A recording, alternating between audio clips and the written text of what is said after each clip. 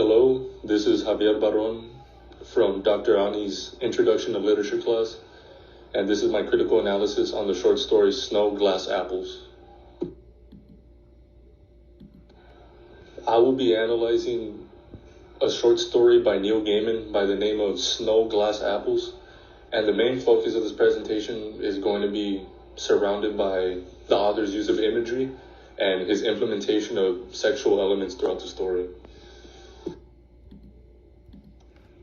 Neil Gaiman was born in Portchester, England on November 10th, 1960, and the work that he's written so far is mainly comic books, novels, and short stories.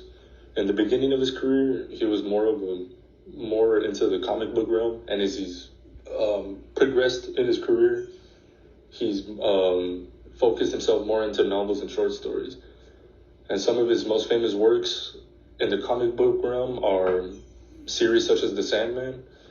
And when it comes to novels and short stories, some of his most famous works are Stardust, Coraline, and The Graveyard Book.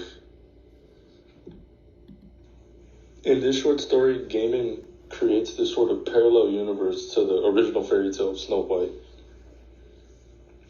And in this rendition, Snow White is the antagonist while the queen is the protagonist.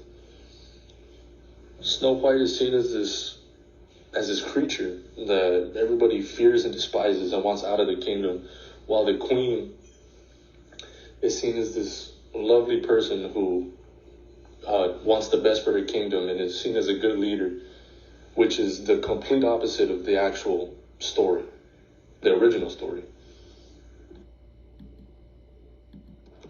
Gaiman uses imagery in order to highlight the difference between his short story and its counterpart, the original Snow White.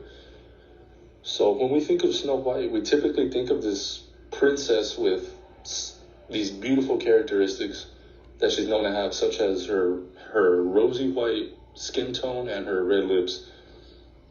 But in this story, she's seen, as I said before, as this creature with the same characteristics, but seen in a sort of negative light. So instead of, typically we think of these red, rosy red lips, and in this story we think of them as bloody red lips. So basically everything we've known about Snow White is seen in this just negative light. And in the story, the narrator says her eyes were black as coal, black as her hair. Her lips were redder than blood.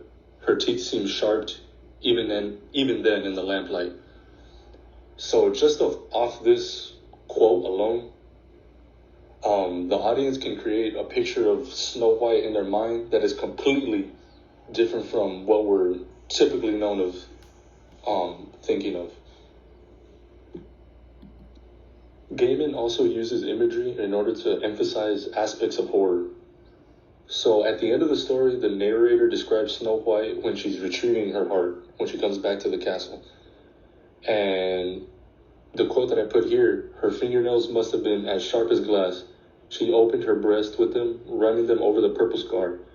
She licked her heart once as the blood ran over her hands, and she pushed the heart deep into her breast.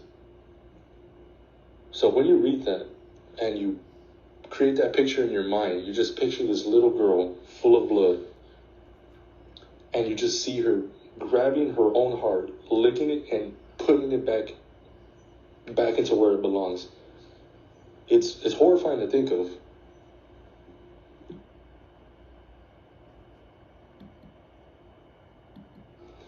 Through Gaiman's implementation of sexual elements, he sheds light on the theme of necrophilia. And basically the definition of necrophilia is having a sexual attraction to dead bodies or corpses.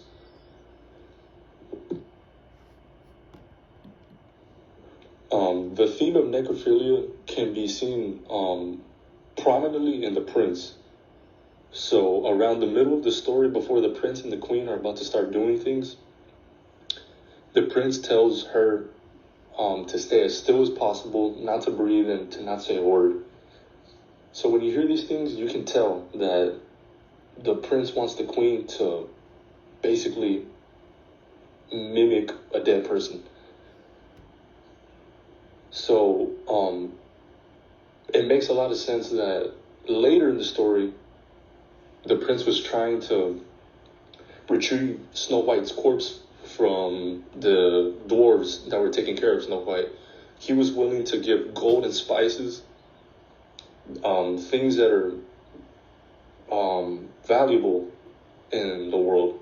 So when you see that the prince is willing to give up those kind of goods for Snow White, it just further proves that the prince has necrophilia. These few couple of moments with the prince also create horror from a moral standpoint. Because usually when a person's dead, we just respect them. We put them either in a casket and have a funeral, or we burn them to ashes, whichever way they decide. But in this case, the prince is trying to take advantage of the corpse and, well, raping it.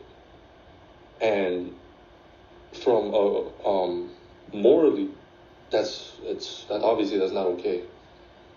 So it's just, in our minds of the audience, it's just crazy to think that there's just the idea of necrophilia is just around.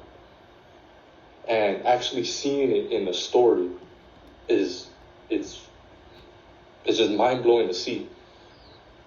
And it just in your head, it leaves you thinking like, wow, like this is actually happening in the world. This is actually going on.